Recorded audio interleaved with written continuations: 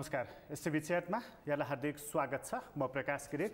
STV च्याटको आजको अङ्कमा हामी चर्चा गर्नेछौँ नेपाली कङ्ग्रेसको सन्दर्भलाई लिएर। कङ्ग्रेसले महाधिवेशन गर्दैछ, यो आफैमा एउटा खबर हो र कङ्ग्रेसले महाधिवेशन गरिरहँदाखेरि दुई तीनवटा कुरा अहिले चर्चाको, बहसको र विश्लेषणको विषय बनिरहेको छ। एउटा, नेपाली कङ्ग्रेस महाधिवेशनमा जाँदै गर्दा उसले प्रतिपक्षीय भूमिका कति निर्वाह गर्न सक्यो, किनभने कङ्ग्रेसले सरकारको सन्दर्भमा बेला बखतमा आलोचना गर्ने गरेको छ कि सरकार राम्रोसँग चल्न सकेन भनेर।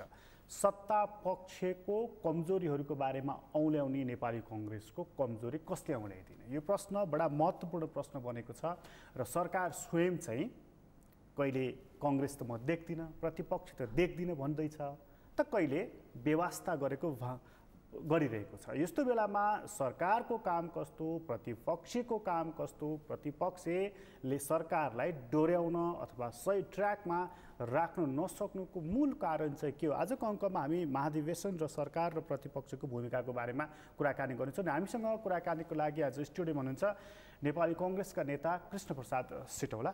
तपाईँलाई स्वागत छ। धन्यवाद। धेरै पछि तपाईँसँग कुराकानी भइरहेछ। अलिपछि तपाईँले खबर त गरेको, मैले समय दिन नसकेको हो।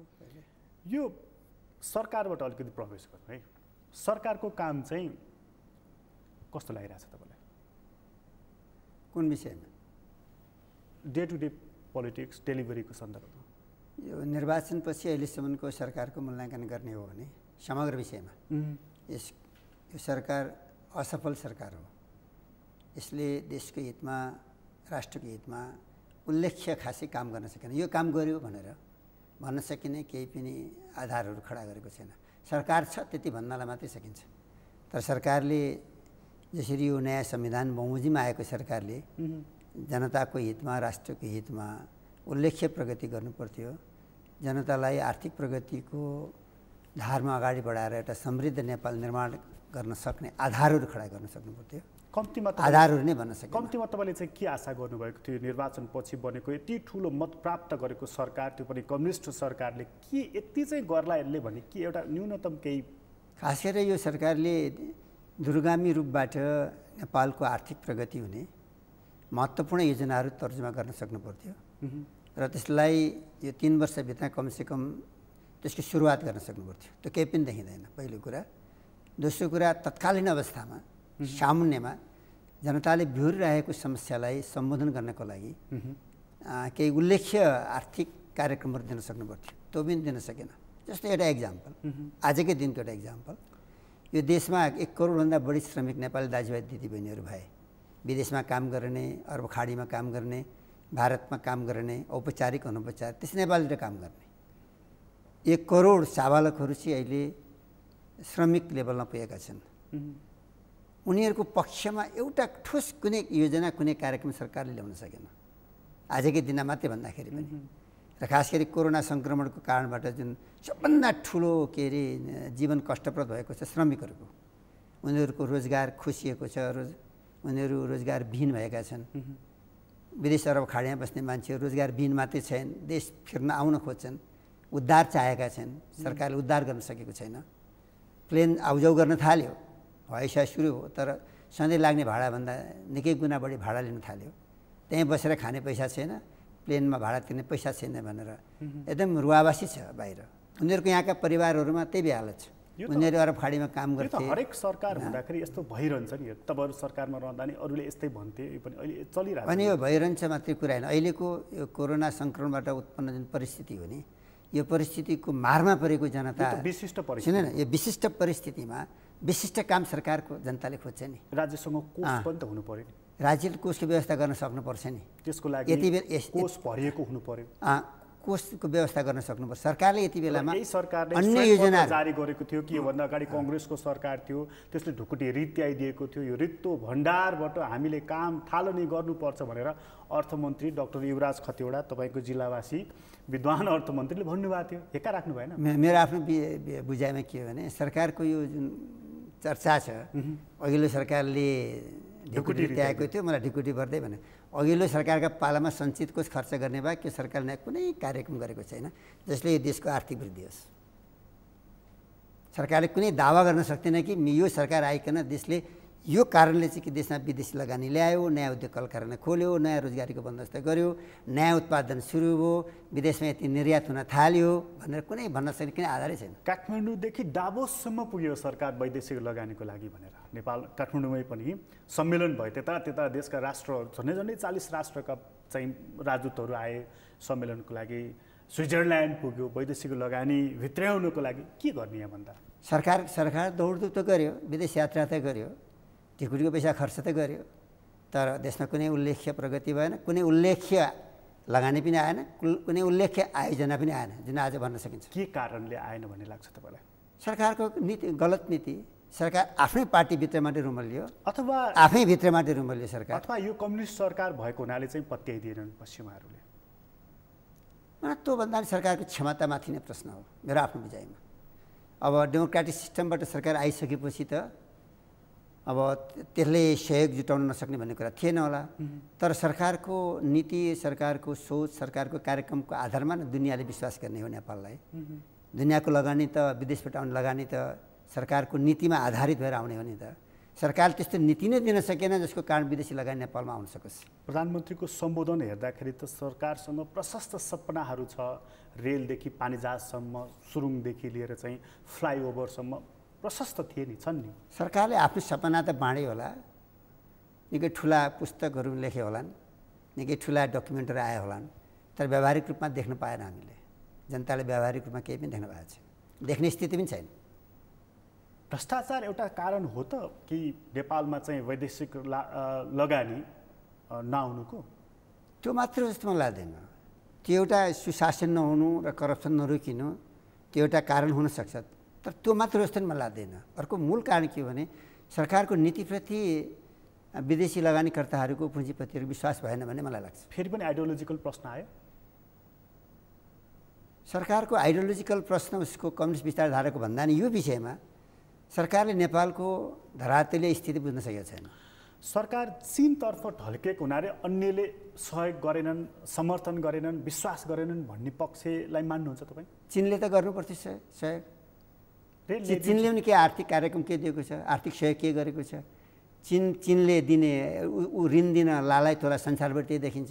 चीनको अनुदानमा नेपाललाई कुन ठुलो कुन आयोजना आएको छ र ओलीजी सरकारमा आइकन? चीनको राष्ट्रपति नै नेपाल आउनुभयो। राष्ट्रपति आउनुभयो त राष्ट्रपति फिर गएपछि नेपालले कुनै सहयोग त पाएको छैन।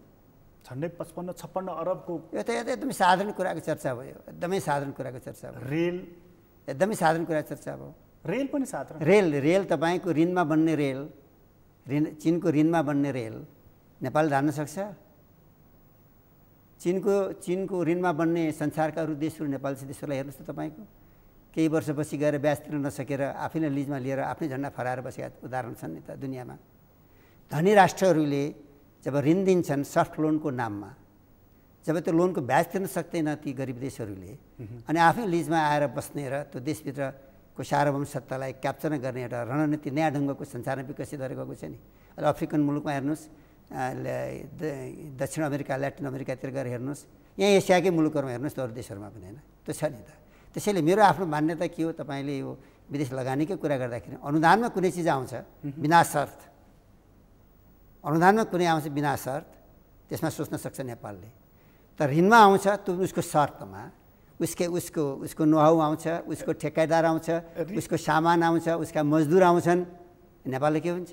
अन्तत ब्याज तिर्न नसकेर उल्टो चाहिँ किन लिजमा त्यही देश आउन सक्ने सम्भावना हुन्छ। त्यसैले मलाई के लागिरहेको छ भने नेपालले दुनियाँको सहयोग लिनुपर्छ, तर यसै लोनतर्फ नेपाल धकेल हुँदैन भन्ने मलाई लाग्छ। यो सरकार आइकन राम्रो अर्थविदलाई ल्याएर विश्लेषण गराउनु होला। यो सरकार आइकन नेपाल दिन प्रतिदिन ऋणमाथि ऋण थोपरिँदै गएको देश हो।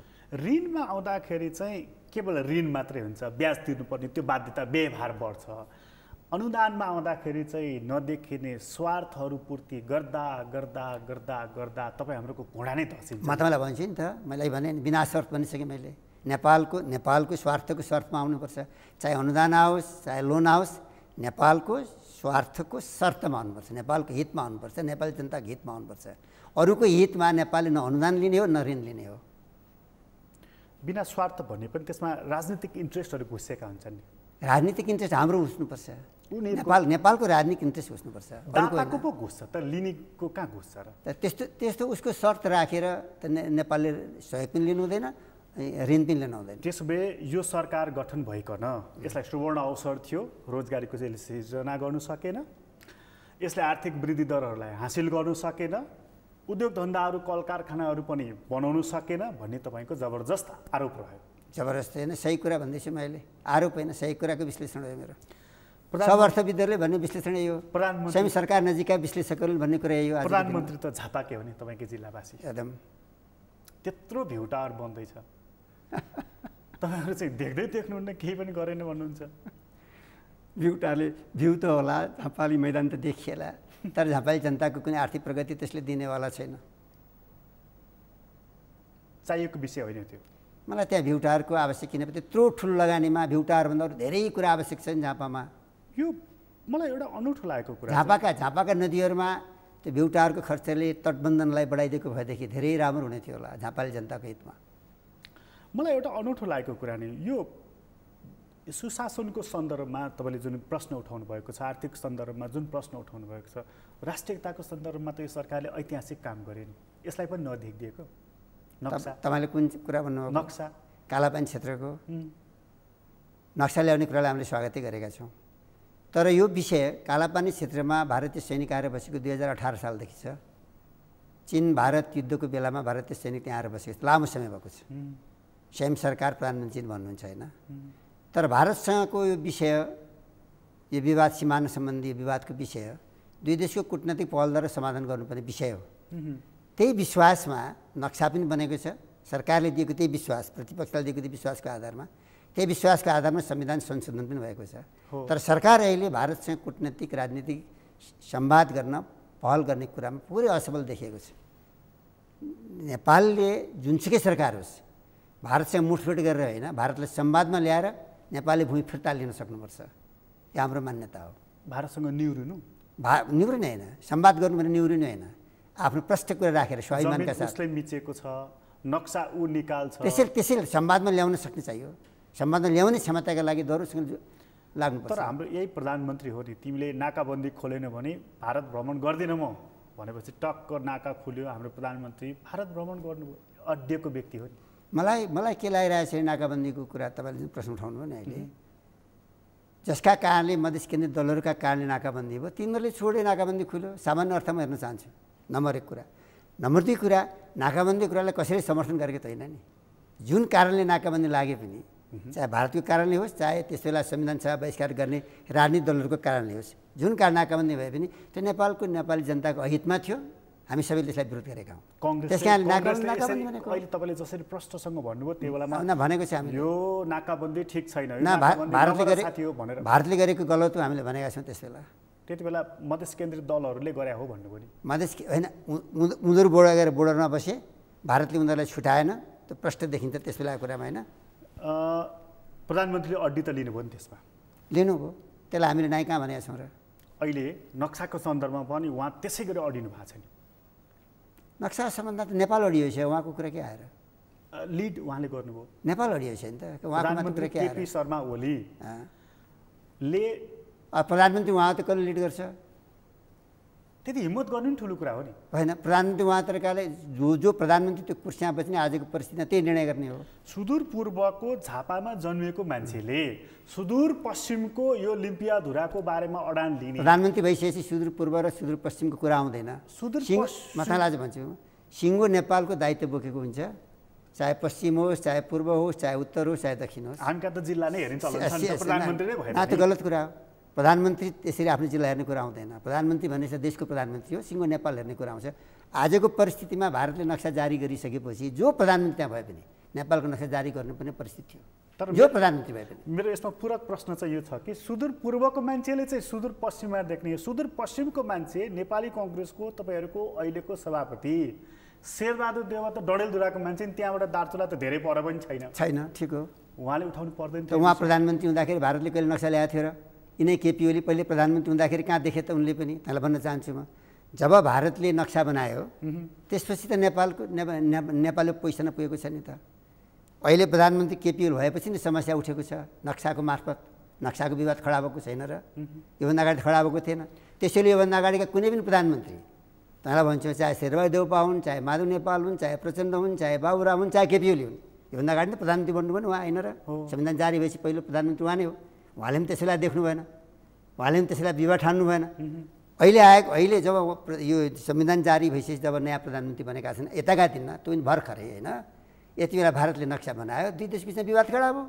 त्यसैले नेपाल विवादमा उत्रियो, सिङ्गो नेपाल एक ठाउँमा उभियो। कुनै नयाँ कुरा त होइन नि, खालि यो विषय अहिले अझ प्रकाश होइन। यो विषय त 55-56 सालमै पनि त्यति बेलाको कम्युनिस्ट पार्टी एमाले मार्च पासै गरे, त्यो कालापानी हाम्रो हो। म तँलाई भन्छु नि त, योभन्दा 56 कुरा किन गर्नुहुन्छ? 52 सालतिर मनमोहन अधिकारी प्रधानमन्त्री बन्नुभयो, यिनै केपी ओली गृहमन्त्री हुनुहुन्थ्यो, सिमाना सम्बन्धी विषय गृह मन्त्रालयको मातहतमा पर्छ होइन। अहिले हेर्नुहोस् त कम्युनिस्टहरू कतिवटा प्रधानमन्त्री बनिसके, तर अहिले नै आएर सरकारको पालामा प्रधानको पालामा के नक्सा विवाद उठ्यो।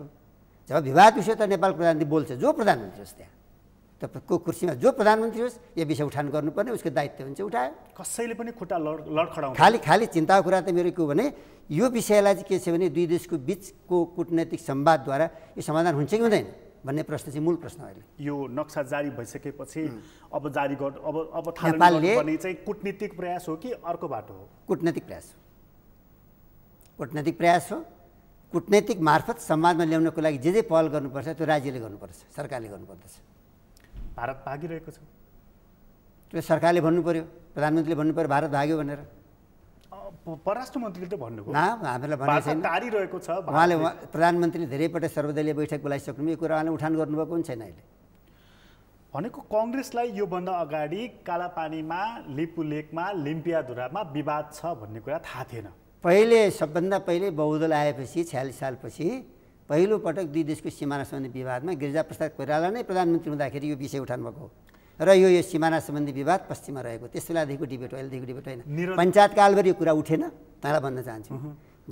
18 सालतिर कालापानी क्षेत्रमा भारतीय सैनिक बसेको छ, पञ्चायत कालभरि यो कुरा उठेन। जब 46 सालको आन्दोलनबाट बहुदल घोषणा भयो त्यसपछि हरेक सरकारका पालामा जो सिमाना सम्बन्धी विवाद सुरु हुन्छ यो विषय उठान हुँदै आएको विषय हो, तर नक्सा सम्बन्धी विवाद अहिलेसम्म भएको थिएन।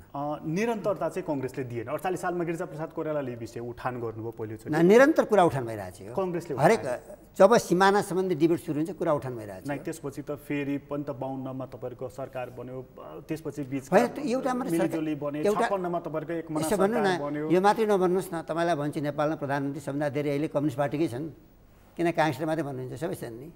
अहिले देशका प्रधानमन्त्री काङ्ग्रेसकै एकजना शेरबहादुर देउबाजी हुनुहुन्छ होइन, कम्युनिस्ट पार्टीका प्रधानमन्त्री धेरै छन् त। त्यत्रो बिना यो त हुल्का हुल देखिनुहुन्छ त, माधवजी हुनुहुन्छ, प्रचण्डजी हुनुहुन्छ, हिजो माओवादीकै नाताबाट बाबुरामजी प्रधानमन्त्री बन्नुभएको छ, झलनाथजी हुनुहुन्छ, तर उहाँहरू कसैका पालामा नै सिमाना सम्बन्धी नक्साको विवाद थिएन, उहाँहरूले कुरा उठाउनु भएन।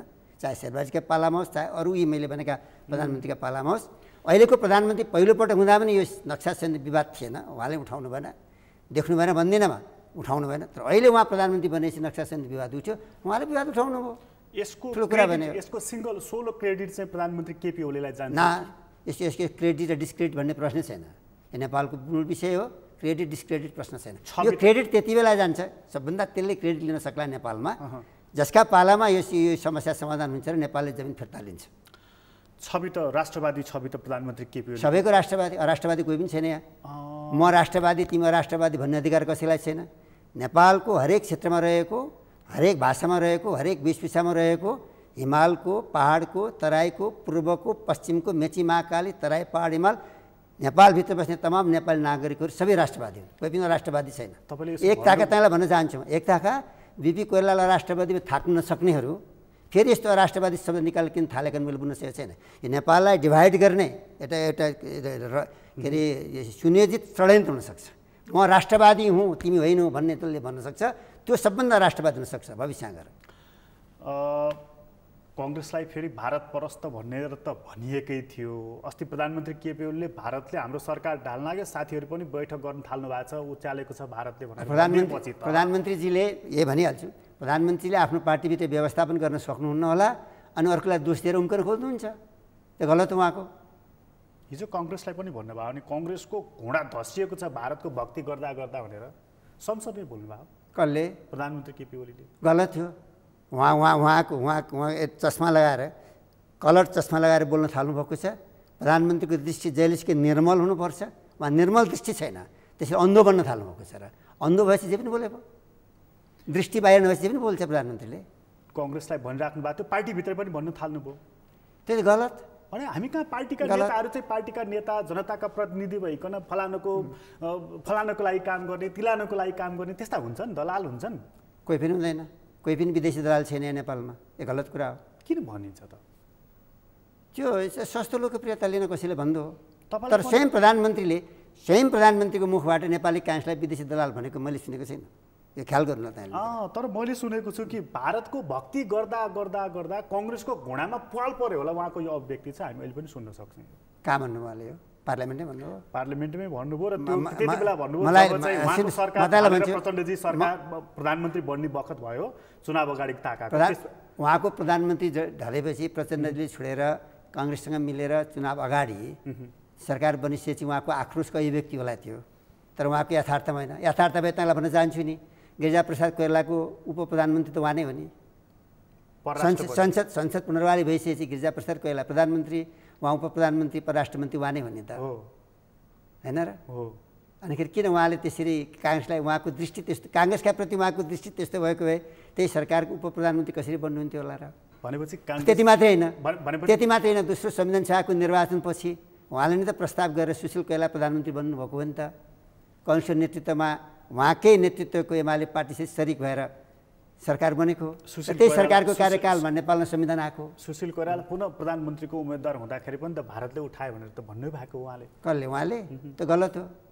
हामीलाई त भन्नुभएको छैन। होइन, हामीलाई त भन्नुभएको छैन। तपाईँहरूसँग उहाँले यसो भन्नुभएको हो भने सोरै आने गलत उहाँको कुरा। भनेपछि बाहिर चाहिँ यो पब्लिक खपतको लागि फलानो दलाल तिलानो दलाल भन्ने भित्र चाहिँ तपाईँहरूको बिचमा बडा मधुर मिठो संवाद हुँदो रहेछ। उहाँले जति पनि यस्तो कुरा भन्ने कुरा त भन्दै हुनुहुन्छ नि, यो उहाँले यति तपाईँले भने जस्तै प्रश्न उठाए जस्तै भनेको भने उहाँ पुरै ब्लाइन्ड भइसक्नुभयो, त्यही अर्थ गर्न सक्छ। अब ब्लाइन्ड मान्छेले भनेका कुरालाई मेरो टिप्पणी गरे भन्दैन, ब्लाइन्ड हुनुभयो भने। सरकारको बारेमा अहिले तपाईँले जुन कुरा गर्नुभयो नि, एउटा पार्टीगत रूपमा संस्थागत रूपमा चाहिँ तपाईँहरूको बैठक बस्या पनि देखिरहेको छु। केन्द्रीय कमिटीको कहिले कहिले पदाधिकारीको पनि बस्या देखिन्छ। सायद कम्युनिस्ट पार्टीहरूकै सिको गरे होला पदाधिकारी भने, उहाँहरूको सचिवालय तपाईँहरूको पदाधिकारी।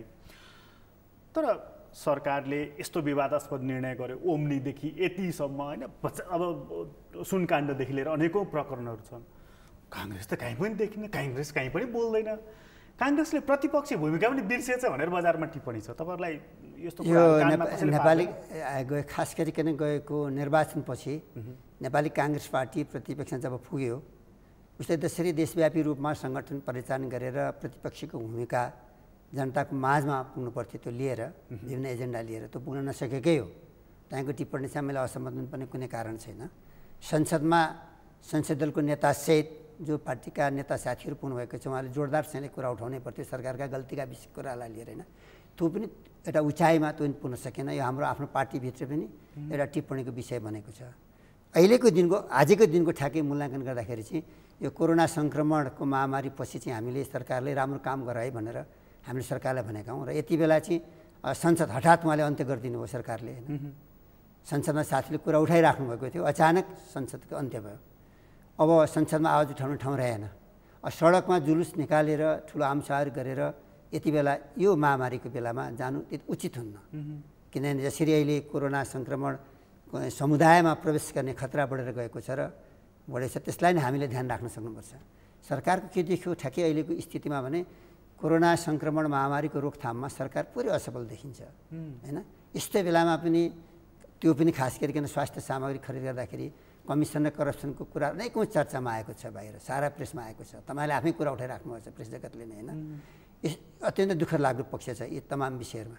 र आज चाहिँ हामीले के भन्न चाहेका छौँ र सरकारलाई भनिराखेका छौँ भने यो कोरोना सङ्क्रमणको सूचना त धेरै नेपालमा आउनुभन्दा अगाडि केही धेरै महिना अगाडि 2-3 महिना अगाडिदेखि नेपालले सूचना पाइसकेको थियो। सरकारलाई यसको रोकथामको लागि पर्याप्त तयारी गर्ने समय थियो, कुनै गर्न सकेन। अहिले पनि नेपालमा यसको अब धेरै बिरामीहरू जोखिम बढ्दै गएर गएको छ। कोभिड अस्पताल एकदम सीमित मात्रामा छन्, बेडहरू अत्यन्त सीमित मात्रामा छन्, भेन्टिलेटर अत्यन्त सीमित मात्रामा छन्।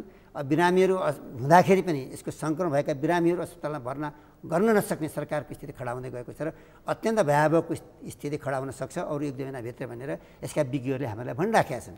त्यस कारण सरकारको यसमा चाहिँ उदासीनता लापरवाही देखिएको छ र हामीले सरकारलाई बारम्बार भनेका छौँ। हिजो मात्रै हाम्रो सभापति एउटा बैठकमा उहाँले बोलाएको बैठकमा अस्तिको दिन मात्रै जानुभएको थियो र हामीले आफ्नो पार्टीको तर्फबाट यो सम्बन्धमा एउटा समिति समेत बनाएर सरकारको पर्याप्त ध्यान आकर्षण गरायौँ।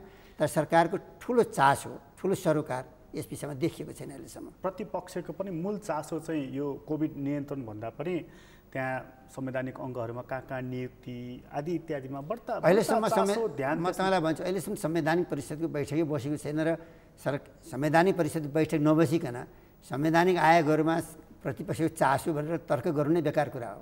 यो समग्र प्रतिपक्षको मात्रै चासो हो कि सभापतिजीको मात्रै चासो हो त्यसमा?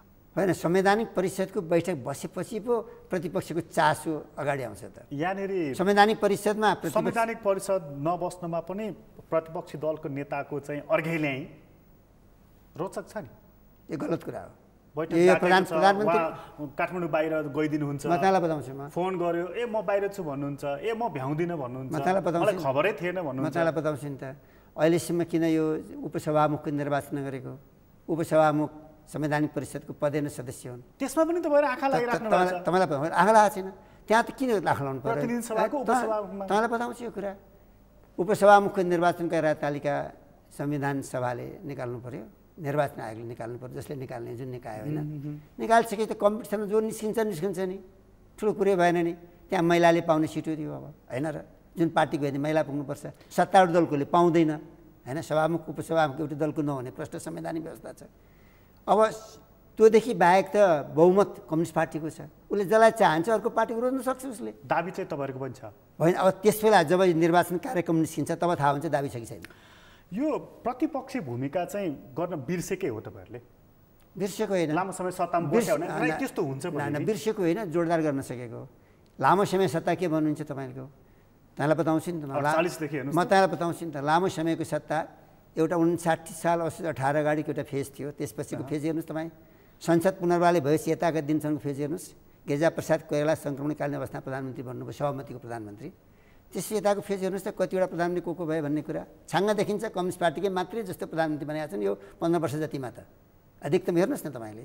एकपटक बिचमा सुशील कोइराला भन्नुभयो, उहाँले एउटा इतिहास निर्माण गरेर जानुभयो, संविधान देशलाई दिएर जानुभएको छ। त्यस अरू अरू अरू प्रधानमन्त्रीहरू कहाँ छन् चाहिँ कम्युनिस्ट पार्टीभित्रै छन्। अहिलेको तपाईँहरूको भूमिका हेर्दाखेरि त अझै चाहिँ 2-3 दशक त तपाईँहरू सत्ता बाहिरै रहनुहुन्छ जस्तो देखियो नि त। आगामी निर्वाचनले बताउँछ, आगामी निर्वाचनले त्यही बताउँछ तपाईँहरू प्रतिपक्षमा उहाँहरू सत्ता पक्षमा। म तपाईँलाई के भन्न चाहन्छु भने आगामी निर्वाचनमा पुग्दा नेपाली काङ्ग्रेस पार्टी महाधिवेशन पछि पुग्छ। हामी 14 महाधिवेशन पछि हामी पुग्दैछौँ र 14 महाधिवेशन पुग्दा नेपाली काङ्ग्रेस पार्टीभित्र पनि नीतिगत कुरामा पनि वैचारिक कुरामा पनि एउटा र नेतृत्वको विषयमा पनि सङ्गठन सम्बन्धी विषय पनि आमूल परिवर्तन भएर हामी पुग्छौँ त्यहाँ। यो शब्दमा आमूल परिवर्तन कि संरचनामै आउनु? समग्रमा, समग्रमा, नीतिमा, विचारमा, काम गर्ने शैलीमा, व्यवहारमा। अहिलेको नेतृत्व पनि बदल्नुहुन्छ? समग्र विषयमा परिवर्तन हुन्छ। तपाईँ पनि एउटा क्यान्डिडेट हो, भविष्यले बताउँछ नि त। हतारेर किन भन्नु पर्यो अहिले? नै त्यो त यति बेला तपाईँकै हातमा छ नि, के भएर म उम्मेदवार हुँ भन्नलाई के बिग्रेर? अहिलेदेखि किन भन्नु पर्यो र? अघिल्लो पटक पनि हुनुभएकै हो। म तपाईँलाई भन्छु अहिलेदेखि भन्नु आवश्यक त म ठान्दिनँ। तर एउटा कुरा के हो भने गएको महाधिवेशनमा जुन प्रतिस्पर्धा भयो 3टा समूहको बिचमा, त्यो प्रतिस्पर्धा जारी छ धेरै दृष्टिकोणले। यो छोटो समय धेरै भन्न समय नपुग्ला। तपाईँको समूह चाहिँ क्षयीकरण हुँदै गएको भनेर विश्लेषण रहेछ कङ्ग्रेसभित्रै पनि। यो तपाईँले कताबाट सुन्नु तपाईँले जान्नुहोस् यो कुरा। व्यक्तिको नाम मेरो आफ्नो विचारमा हामी पहिलेको महाधिवेशनमा सुशील कोइराला हठात डेथ भएपछि त्यस बेला शेरबहादुर रामचन्द्रप्रतिको पार्टीलाई समय सापेक्ष नेतृत्व दिने क्षमता हामीले देख्न सकेनौँ र एउटा उम्मेदवारी हाम्रो भयो होइन। त्यसले एउटा पोजिसन कायम गर्यो। नेपाली काङ्ग्रेसको महाधिवेशनको इतिहासमा पहिलोपटक निर्वाचन दोहोरियो होइन। त्यसपछि हाम्रो आफ्नो समूहले हामी काम गरेर अगाडि गइराखेका छौँ र अहिले भनिहाल्छु अहिले एउटा विस्तारित समूह छ हाम्रो। त्यो जुन दोहोरिएर चुनाव भयो नि, मतदान भयो, दोहोरिँदाखेरि चाहिँ तपाईँहरूले अहिलेको सभापति शेरबहादुर देउवालाई मत हाल्नुभयो? अधिकांशले, सबैले होइन। मैले उहाँहरूलाई मेलमिलाप गर्नुहोस्, मतदान नदोहोऱ्याउनुहोस् भनेको थिएँ, तर उहाँको बिचमा मेलमिलाप भएन। मैले एकजना दलको नेता लिइहाल्नुहोस् रामचन्द्रजीले, शेरबहादुरले सभापति छोड्दै हुन्छ भनेको थिएँ, तर उहाँहरूको बिचमा त्यो सहमति हुन सकेन।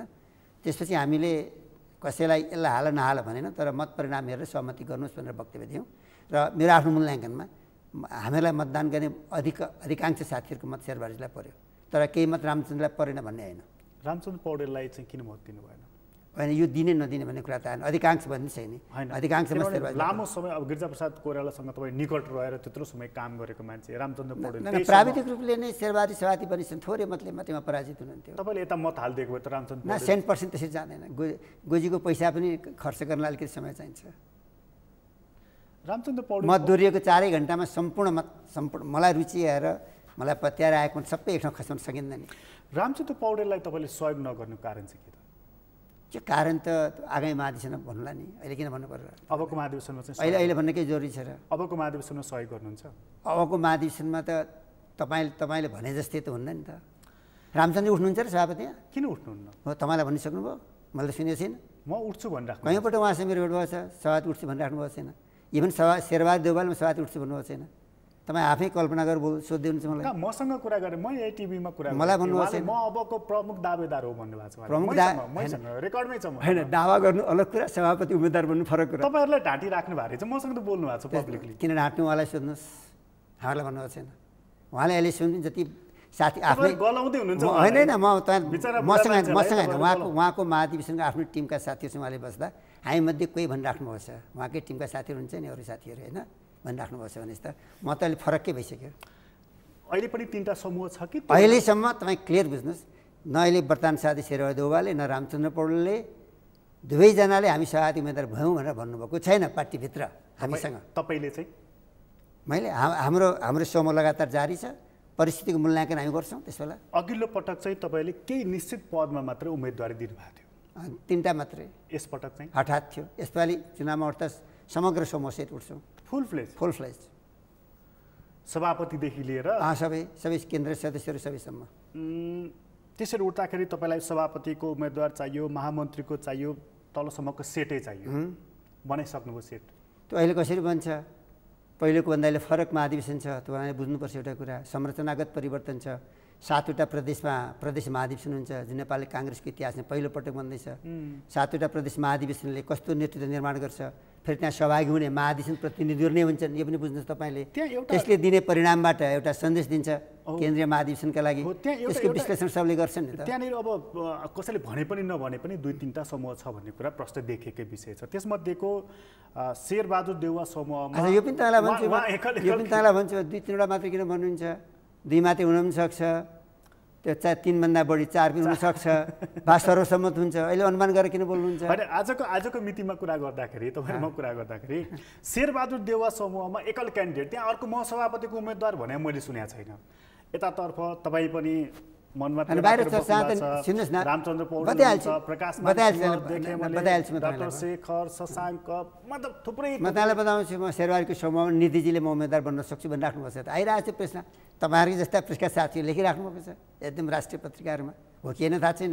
यो अहिलेको इक्वेसनले हो नि त, शेरबहादुर देउवाले सभापति जितिहाल्नु हुने बेला। तपाईँलाई यति मात्रै कुरा हेर्न चाहन्छु म, तपाईँले कसरी बुझ्नुहुन्छ?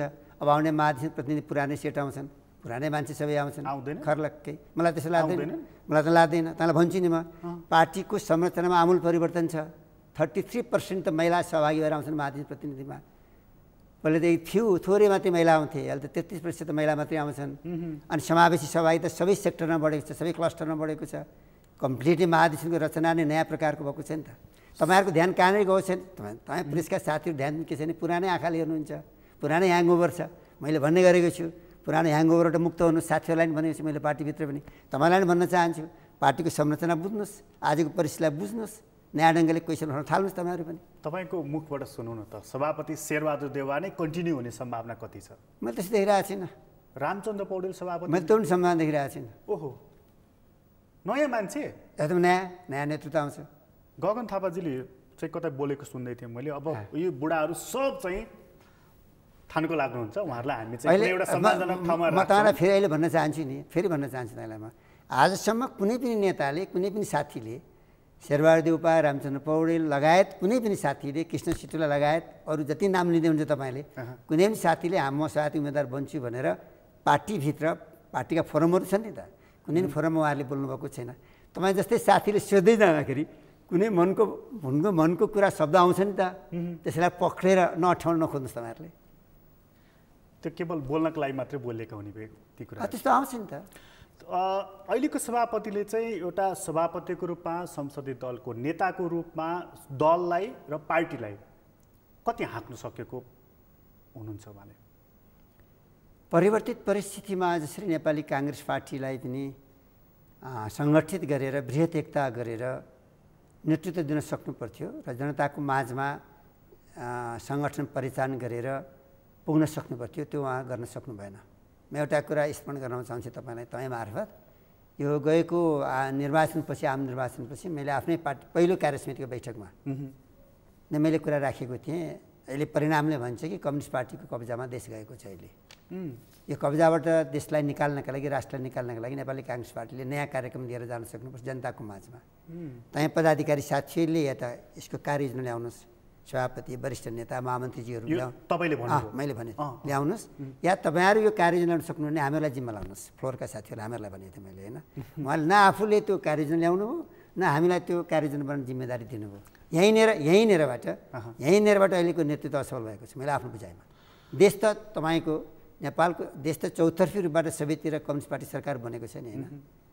अनि कम्युनिस्ट पार्टीको अहिलेसम्मको उसको काम शैली हेर्ने भनेदेखि संविधान एकातिर छ, उसको एक होर सोचाइ कि सर्वसत्तावादी सोच र शैलीले त काम गर्न थालेको छ नि त। राज्यका सबै अङ्गहरूलाई नियन्त्रण गरेर आफ्नो अनुकूल, आफ्नो कमिटेड अर्गनाइजेसनको रूपमा राज्यका अङ्गहरूलाई परिचालन गर्न खोजेको हामीले पाउँछौँ। झट्ट यो मूल्याङ्कन गर्दा के पाइन्छ भने तपाईँको आगामी निर्वाचन स्वतन्त्र, निष्पक्ष, धाँधलीरहित हुन्छ भने कुनै ग्यारेन्टी देखिँदैन। ठ्याक्कै यसलाई कब्जा गर्ने शैलीमा सरकार जान सक्ने खतरा बढेर गएको छ। अघिल्लो चुनावकै बखतमा शेरबहादुर देउवाले भन्नुभएको थियो बढेर गएको छ, होइन? त्यसैले आजको परिस्थिति के हो त भन्नाले नेपाली काङ्ग्रेस पार्टी यो महाधिवेशन पछि निस्कँदा, महाधिवेशन परिणाम पछि निस्कँदाखेरि के भने स्पोर्ट्सम्यान स्पिरिटमा आएको परिणामलाई स्वीकार्न सक्ने सहज एउटा वातावरण बन्न सक्नुपर्छ। त्यसपछि त्यसबेला आउने नेतृत्वले पार्टीभित्र बृहत एकता गरेर एउटा नयाँ सङ्घर्ष निर्माण गर्न सक्नुपर्छ। यो लोकतन्त्रको पक्षमा, जनताको पक्षमा, जनताको तमाम आर्थिक प्रगति समृद्धिको पक्षमा त्यसरी नेपाली काङ्ग्रेस पार्टीलाई लिएर जनताको माझमा पुग्न सक्नुपर्छ भनेपछि एउटा सङ्घर्षको एउटा नयाँ चरणमा नेपाली काङ्ग्रेस पार्टीले देशमा लिएर जान सक्छ। त्यो त्यसरी हाँक्ने चाहिँ पुस्ता तपाईँहरूको पुस्ता हो, शेरबहादुर देउवादेखि तपाईँसम्मको पुस्ता हो कि त्योभन्दा? अब जो आओस्, तपाईँलाई के भन्न चाहन्छु भनेदेखिमा नेपाली काङ्ग्रेस पार्टी धेरै लामो यात्रा गरेको, धेरै लामो सङ्घर्षको इतिहास निर्माण गरेको पार्टी हो, तपाईँलाई थाहा छ, होइन?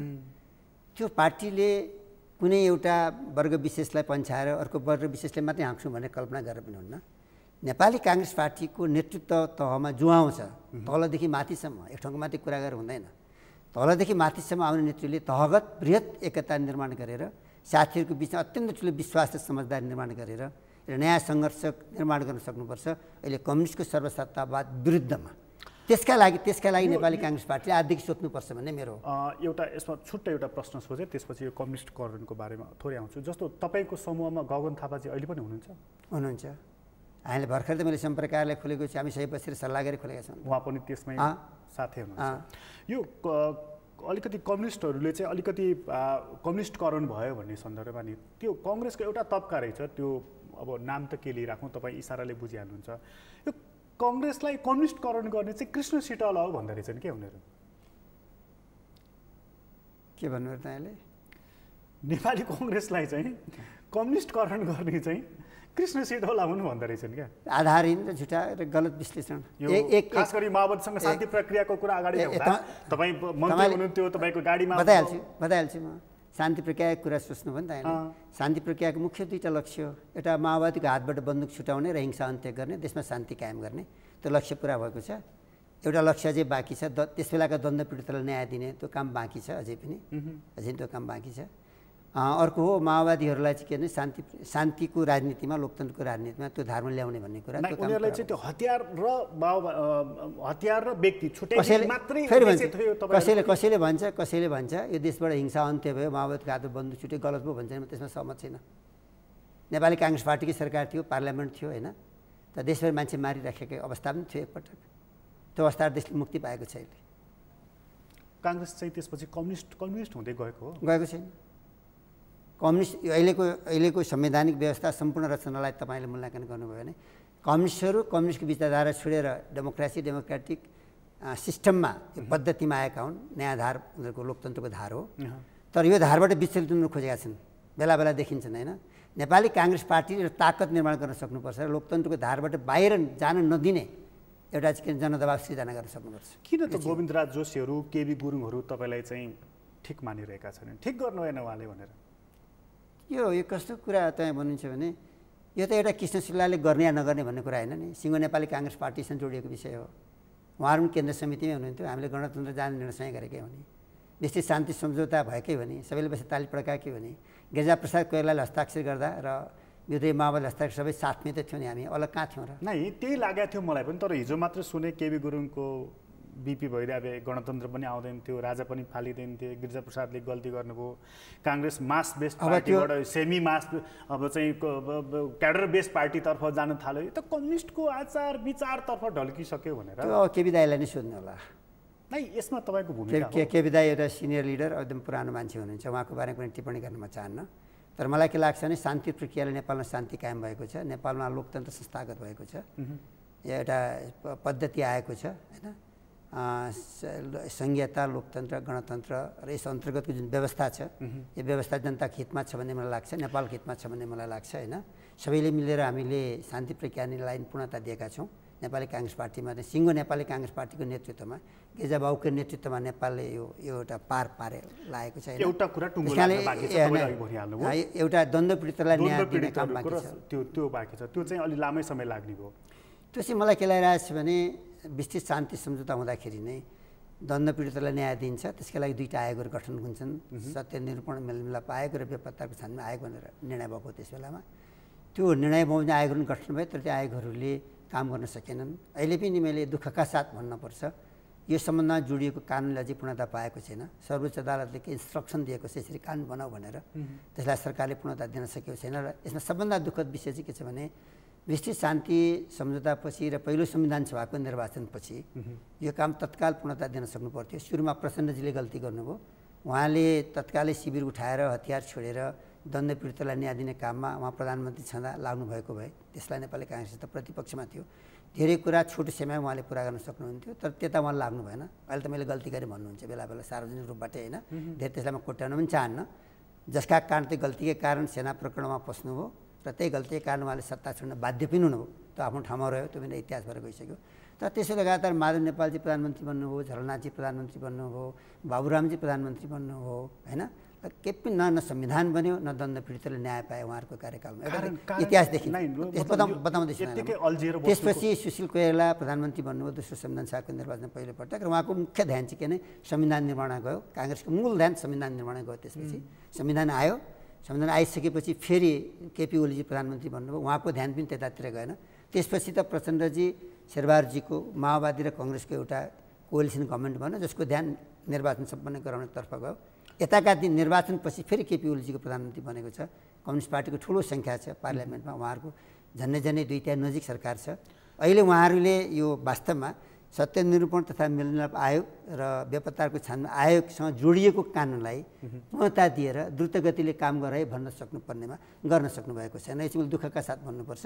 यसमा मूल सरोकार विस्तृत शान्ति सम्झौतामा मात्र सीमित भएर मूल्याङ्कन गर्ने हो भने विस्तृत शान्ति सम्झौता त्यस बेलामा 7 राजनीतिक दलको नेताको रूपमा प्रधानमन्त्री गिरिजाप्रसाद कोइराला र माओवादी विद्रोही नेताको रूपमा प्रचण्ड हस्ताक्षर गरेको, त्यस बेला 7 राजनीतिक दलको एउटा मेजर एलायन्स पार्टीमध्ये अहिले एमाले पार्टी र त्यस बेलाको विद्रोही पार्टी माओवादी एक ठाउँ भएका छन्।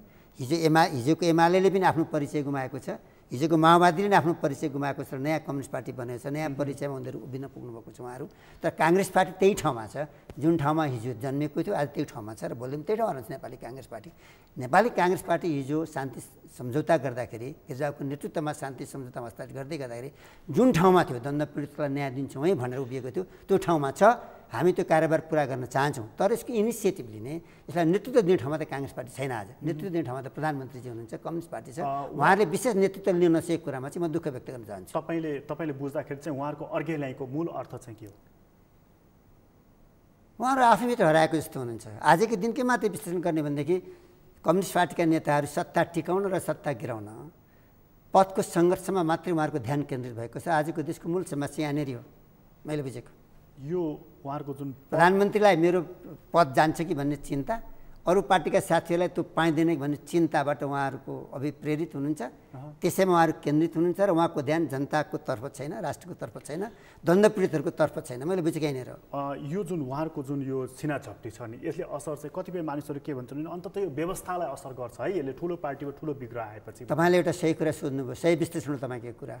सत्तारूढ दलले, सरकारले जनतालाई जनताको अपेक्षा बमोजिम काम गर्न सकेन। खास गरी निर्वाचनताका राजनीतिक दलहरूले जनता समक्ष दिएको वचन पुरा गर्न सकेन भने जनताको निराशा सरकारतर्फ हुन्छ। तर अहिले नेपालमा कस्तो भयो त भन्नाले यो नयाँ संविधान आएको पहिलो निर्वाचनबाट आएको सरकारले धेरै काम जनताको पक्ष गर्न सक्नुपर्थ्यो, जनतालाई खुसियाली दिन सक्नुपर्थ्यो होइन। त शब्द र वाक्यमा मात्रै जनतालाई खुसी शब्द बाँडेको छ, समृद्धि शब्द बाँडेको छ।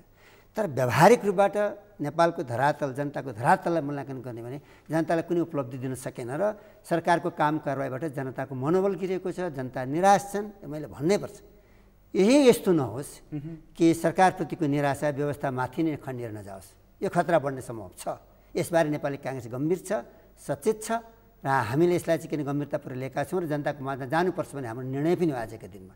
त्यसैले हामीले निर्णय गरेर भनेका छौँ अब प्रधानमन्त्रीलाई कुनै पनि राजनीतिक नैतिक दृष्टिकोणले यो कुर्सीमा बस्ने अधिकार छैन भनेर हामीले मूल्याङ्कन गरेर भनेका पनि छौँ। पार्टीको केन्द्रीय कार्य समितिको सर्वसम्मत निर्णयले भनेका छौँ।